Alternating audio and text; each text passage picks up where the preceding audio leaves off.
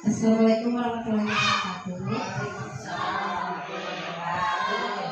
Terima kasih untuk kesediaan waktunya, Ibu Guru, Ibu Komunikasi. Di sini saya akan menjelaskan rencana tindak lanjut tentang PKG PJOK. Nah, selama 3 bulan kan udah mempelajari tentang PKG PJOK. Silakan Bapak dulu. Oh, ya. Akan mempelajari tentang SEM, Sport Education Model. Yang saya ambil itu turnamen tentang permainan tradisional, di mana permainan tradisional itu gobak sodor. Nah, gobak sodor itu apa sih? Nah, mungkin untuk Bapak Ibu ada yang udah tahu tentang model SEM? Belum. Jadi sport education model ini bertujuan untuk melestarikan dan mengembangkan permainan tradisional gobak sodor untuk membentuk karakter positif bagi siswa. SEM ini dimana murid itu sebagai pelatih, nah peserta dia juga, dan untuk timnya juga ada di murid. Yang berperan aktif itu murid semuanya. Kita hanya untuk guru itu sebagai pembimbing, hanya melihat. Oke, next.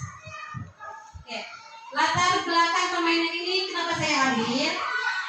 Karena jarang sekali ya untuk di masa sekarang anak-anak kadang-kadang kebanyakannya mainnya gadget, nah HP, permainan ML kayak gitu. Nah, yang saya ambil itu permainan tradisional tentang gobak sodor untuk sebagai permainan tradisional yang telah ada sejak lama, warisan dari budaya Indonesia. Nah, untuk diterapkan kepada anak-anak supaya dia mengenal apa itu permainan tradisional, apa itu gobak sodor. Daya tariknya mempunyai daya tarik sendiri. Nah, kenapa? Karena anak-anak zaman sekarang harus dilestarikan. Nanti kalau lama-lama ini kita nggak perkenalkan, kita nggak dilestarikan, anak-anak nggak akan mengenal apa itu permainan gobak sodor sih. Nah, oke. Next lagi. Oke. Tujuan olahraga tradisional yang saya perkenalkan ini melestarikan dan memperkenalkan permainan tradisional sebagai kekayaan budaya Indonesia. Pembentukan pembelajaran aktifnya menciptakan pembelajaran yang menyenangkan dan melibatkan siswa secara aktif. Jadi seluruh siswa itu tidak hanya diam. Jadi ada yang bermain, ada yang memperhatikan sebagai jurinya. Pembentukan karakternya mengembangkan nilai-nilai positif seperti kerjasama, sportivitas, dan kepemimpinan. Capaian yang ingin dicapai dan diharapkan yaitu siswa dapat memahami aturan dan strategi dalam permainan gobak sodor. Praktiknya, siswa terampil dalam bermain gobak sodor. Oke, perlombaannya nanti kita perlombaan antar kelas di sekolah Waru-Jaya. Bu, lapangannya misalkan kita hanya punya lapangannya di sekolah aja. Kita pakai aja yang namanya sekolah untuk membentuk lapangan gobak sodor. Oke, next. Oke, struktur program dan mitra dalam komunitas belajar ini dari sekolah Waru-Jaya ini memiliki komite sekolah, kepala sekolah, dan guru-guru serta tenaga pendidik yang sesuai dengan kualifikasi akademik masing-masing. Oke. Dan murid yang terlibat dari permainan gobak sodor ini yang saya ambil itu murid dari fase C, di mana murid dari kelas 5 dan kelas 6. Oke.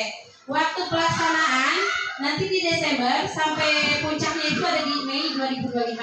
Oke, yang terlibat di sini nggak hanya guru PJOK aja, tapi semua guru yang ada di sini terlibat dan tendik juga terlibat. Oke, penanggung jawab tetap ada di kepala sekolah. Oke, next. Oke, lapangan yang saya gunakan lapangan yang ada di sekitar sekolah. Ini kami tidak punya lapangan. Lapangan yang oh iya, lapangan yang ada lapangan yang berbentuk halaman sekolah paling di depan ya. Oke.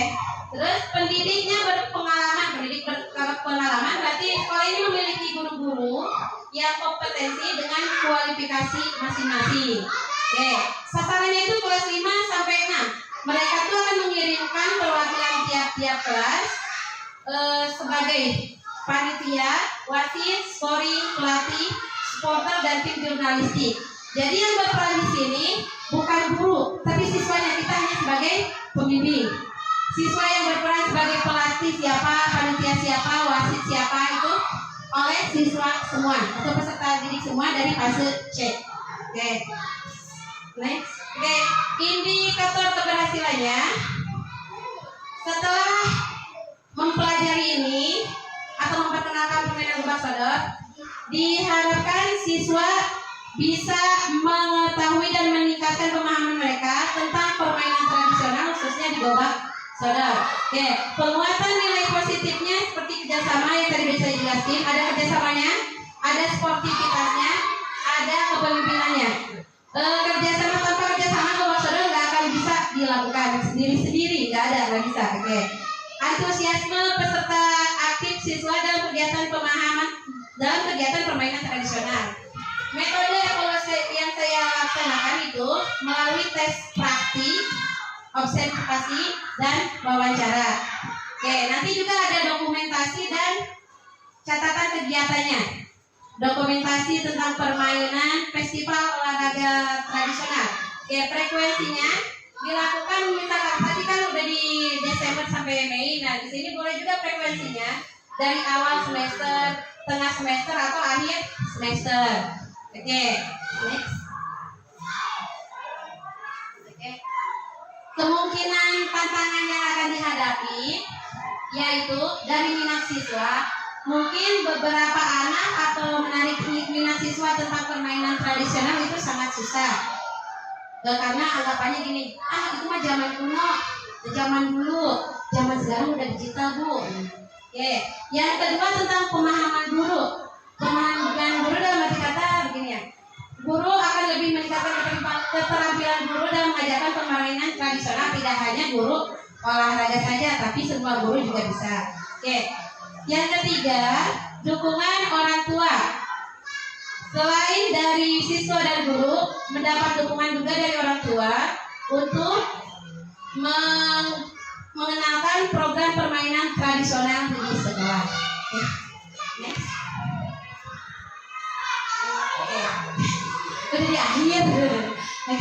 Rancangan tindak lanjut. Jadi kesimpulannya dari rancangan tindak lanjut RTL model STEM ini diharapkan dapat melestarikan dan mengembangkan permainan tradisional, terutama permainan gobak sodor, dengan adanya kolaborasi antara sekolah, guru, dan komunitas belajar di sekolah. Oke, mungkin dari Bapak Ibu ada yang ditanyakan atau jangan ditanya. Ada kekurangan dari yang saya presentasikan ini? Apakah ada saran tambahan atau gimana? Assalamualaikum warahmatullahi wabarakatuh. Waalaikumsalam. Yang saya ingin pertanyakan tadi dijelaskannya, Bertanya. tadi dijelaskannya permainan ini cocok untuk kelas 5 dan 6. Apakah untuk kelas rendah itu permainan gobak sodor ini bisa diterapkan juga di kelas rendah seperti itu? Terima kasih pertanyaan. Untuk ini kenapa hanya di kelas 5-6? Kelas rendah bisa enggak?